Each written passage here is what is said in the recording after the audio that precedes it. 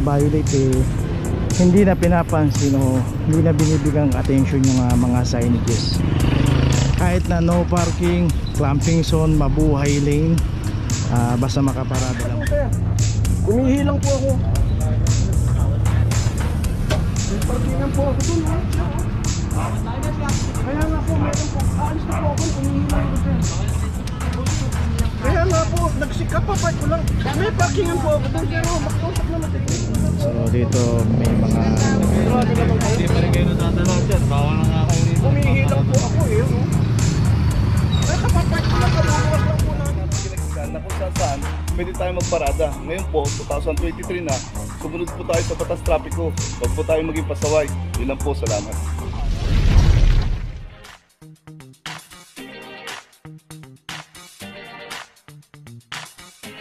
Papajo TV!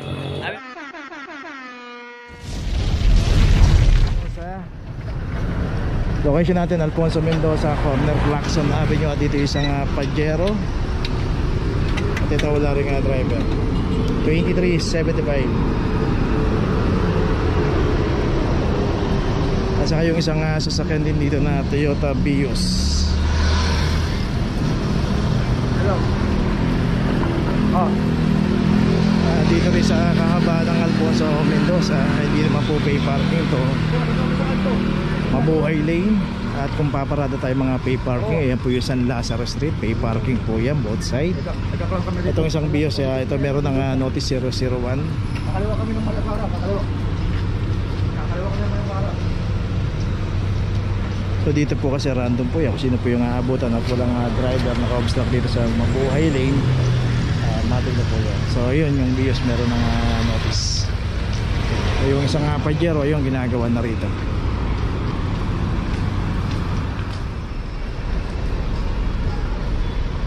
Doon ano eh, talagot.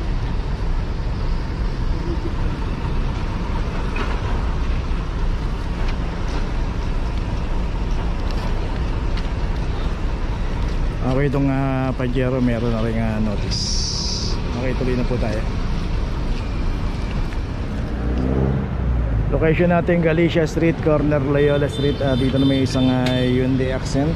49. Dito naka street corner yung pagkakaparada. Dito naman sa kahaba ng Galicia Street, ito natin secondary road. Pero pagka hindi nakaayos yung parada natin, naka street corner tayo, kasama po sa inuhuli ng clamping operation to. Ito meron ng clamp 2349.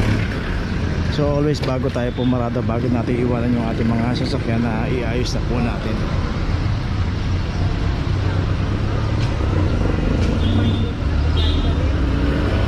Okay, ito meron na rin notice rin na po tayo.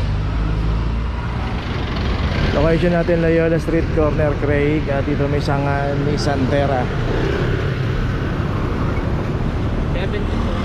2374. Dito rin itong isang Nissan Terra, walang driver to. Dito nakaparada sa mabuhay lane. Dito rin sa kahaba ng Loyola Street, clamping zone area po rito. At dito po pagka inabot po yung ating sasakyan na naka-obstruct, matik na po yan. Kaya dito pwede tayong pumarada sa mga secondary road, o kaya pumarada po tayo sa mga pay parking, lalo na kung wala tayong garahe. Kaya may notice na rin po yung Nissan Terra. Okay, tuloy na po tayo. May apod din daw dito sa may Ruben Street, matawid yung yan. Pahin yan. Dami na kapatawid patapos. Ayun, si Kuya nagbigay ng tip. Okay, tuloy na po tayo. Location natin Calabas Street, corner Calabas Road, dito sa tapat ng Holy Trinity. Dito yung dalawang sasakyan. Isang Lancer Mitsubishi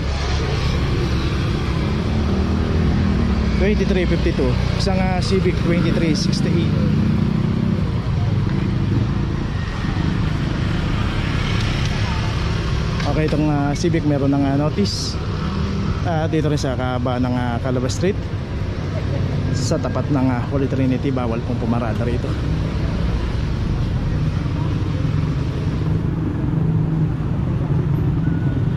Dito po pag inabot yung ating sasakyan, kita nga natin itong isang Lancer. Nasa tapat niya pa yung signage. no parking. Pero yun nga, karamihan sa mga nagbabiolate hindi na pinapansin o hindi na binibigang attention yung mga signages. Kahit na no parking, clamping zone, mabuhay lane, basta makaparada lang po. So sana maging disiplinado tayo. Pag mayroon tayong dalang sasakyan, isipin po natin pagka yung pinaradahan natin may mga signages, lalo na kung bawal mabuhay lane. Huwag na po natin ipilit iparada yung ating sasakyan. Hanap na lang po tayo ng mga ibang paradahan. Kuya, pakitanggal na kuya. So yung isa merong driver. Okay, ito may notice na rin yung Lancer. So dalawang sasakyan ang naklamp dito. Okay, tuloy na po tayo. Alis na po sir. Kumihilang po ako. May parkingan po ako dun. Kaya nga po, meron po. Alis na po ako. Kumihilang ako sir. Bossing, baka pwede po makiusap. Okay, dito ngayon tayo sa Santo Tomas Corner, Ibarra. Wala pang 5 minuto, binilang ka. Kaya nga po, nagsikap pa park ko lang. May parkingan po ako dun sir. Makiusap naman sa inyo. 2353. So dito may mga Grabe naman kayo. Hindi pa rin kayo natadala sir. Bawal na nga kayo rito. Kumihilang po ako eh. No? Ay, kapapark ko lang. Kabubukas lang po namin. No? Opisina niya po paliwanag sir.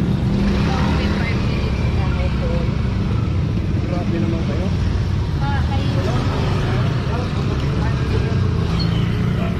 dito nga no, pati si ate nakikialam na malengke lang, nakikialam na rin dito, meron daw 5 minuto dapat. Dito rin yung isang Montero, ito nakakalam na rin, wala rin driver. So yun nga, si kuya nga, kagaya sinabi ng ating clamping officer dito na hindi pa kayo nadadala, ibig sabihin na ilang beses na rin po kasing naklamp yun. Dapat po yun, alam po natin na may dumadaan ditong clamping operation, antimano dapat madaling araw pa lang, umagang maga pa lang alisin na po natin. Kasi kung meron tayong garahe, dapat hindi po natin dyan garahe. Yun lang po yun. So ito may clamp na 002 at saka yung isang L300 din dito, ito meron ng clamp 0024.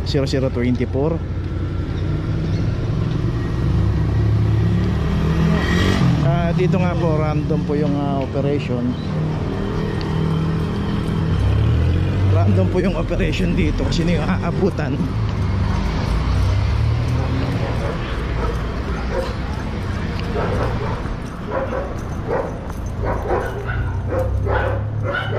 Dito isang KN Stonic.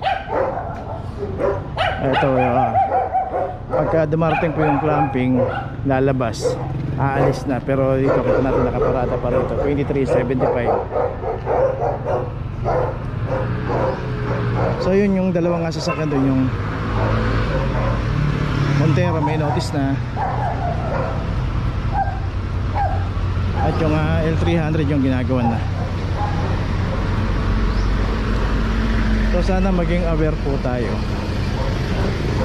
Alam po natin may umiikot na clamping operation dito. Pinaka the best po niyan, wag na po natin iparada rito, lalo na pag umaga na. Alam nating dadaan na yung operation. Diyan po kasi pagka inabot po talaga tayo dyan, natulan driver yan, matik na po yan. So yun yung Mitsubishi L300 sa yung Montero may notice na, at ito na lang gagawin yung KN Stonic na lang. Mukhang napapahimbing pa yung may-ari nito kaya hindi pa lumalabas.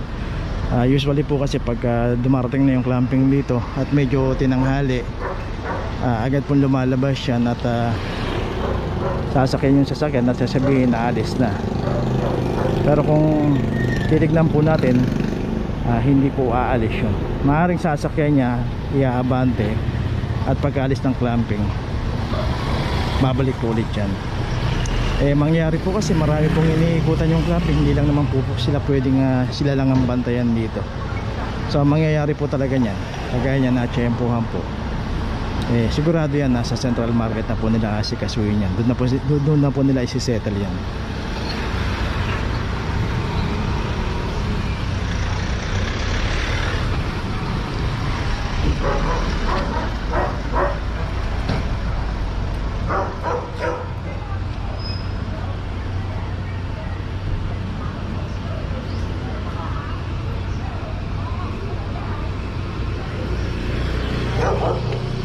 Okay, ito may notice na yung kay Stonic.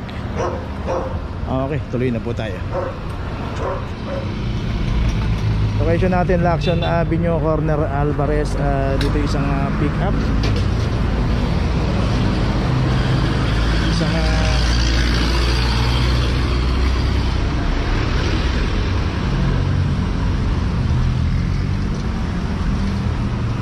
ito may club na rin yung isang pick up dito ng Toyota 2366. At saka dito isang tanker. Ayan, nakakita natin, nakaklaw na rin 2315. Dito nga kasi yung pinarandaan ng dalawang sasakyan, makikita natin yan, no? Bike link po itong line na to.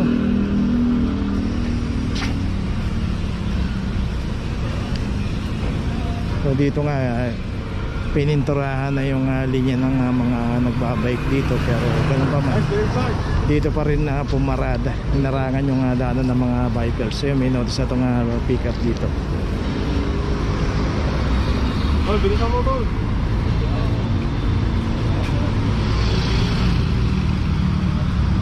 So ito lang isang tanker dito, laki, mahaba nito. Isang tanker ng gasolina. Ay, din naman ka. Ang ano yun, Batman yan ah. Ang bago nga.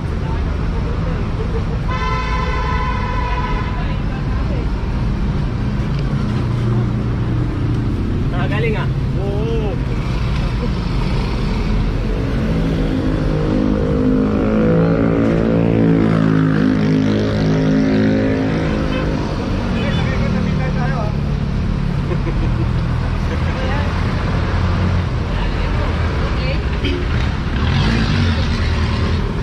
So yun, pinicturean po para katunayan na walang driver o walang tao doon sa loob ng sasakyan. No plate yan.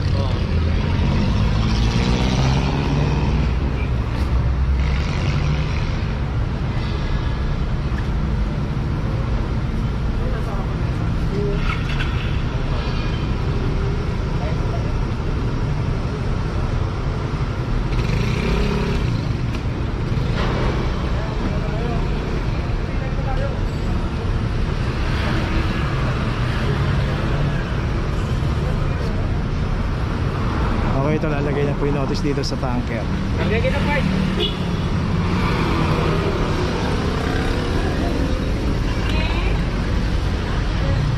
So inawakan natin para maisampa. Okay, tuloy na po tayo. Okay, nandito na ngayon tayo sa opisina ng clamping, sa impounding dito sa Central. Dito na po nagtatapos ang ating vlog. Maraming salamat po sa mga subscriber, sa mga viewers, sa mga napadaan po sa ating channel. Maraming salamat po sa mga suporta nyo. Sa mga hindi pa po nakakapag-subscribe, subscribe na po tayo mga kabayan.